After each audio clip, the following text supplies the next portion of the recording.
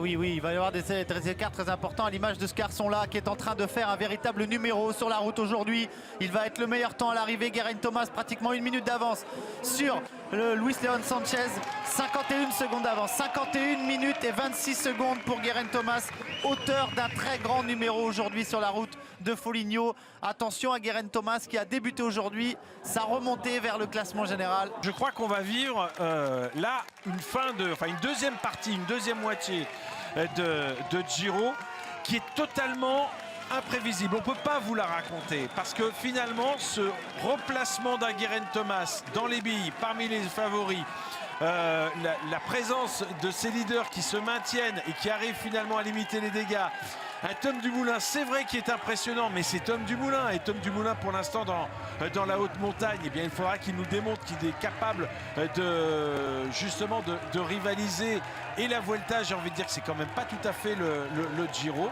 En tout cas, Nibali finit beaucoup plus fort qu'il n'avait débuté ce chrono. Rappelez-vous, son premier pointage, on était inquiet. Là, il a le 5e temps.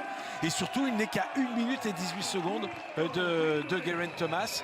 Lui qui n'est pas, à proprement parler, un spécialiste du contre-la-montre. Ah non, 5e temps, hein, 5e temps sur la ligne pour Vincenzo Nibali en 52 minutes et 44 secondes. C'est 1 minute de mieux, par exemple, que Pozzo Vivo.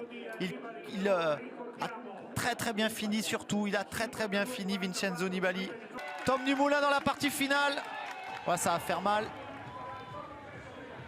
Juste un mot en ce qui concerne quand même Nibali. On a la confirmation avec la façon dont Bokomolema a roulé que Nibali est parti prudemment et qu'il a fini vraiment très fort. Et voilà le meilleur temps donc pour Tom Dumoulin avec 50 minutes et 37 secondes au passage sur la ligne. Tom Dumoulin à plus de 47 km/h, eh bien, mais tout simplement 49 secondes, pas loin d'une cinquantaine de secondes à Geraint Thomas.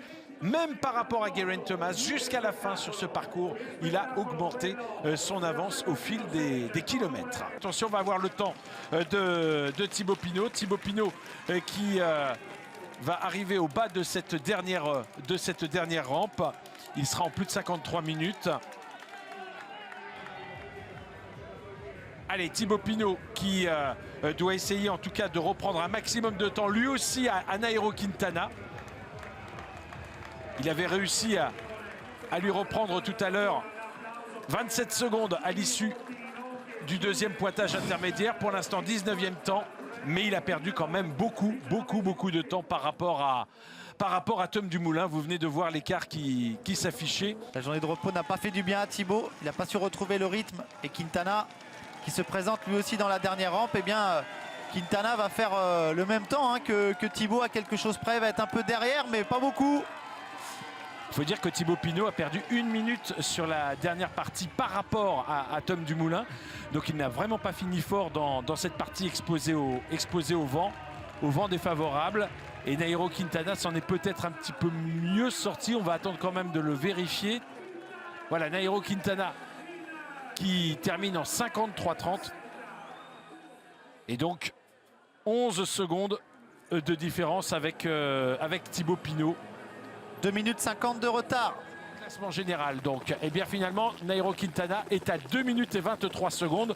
Et Thibaut Pinot perd 2 places. Il passe, comme on l'envisageait, derrière Bokomolema.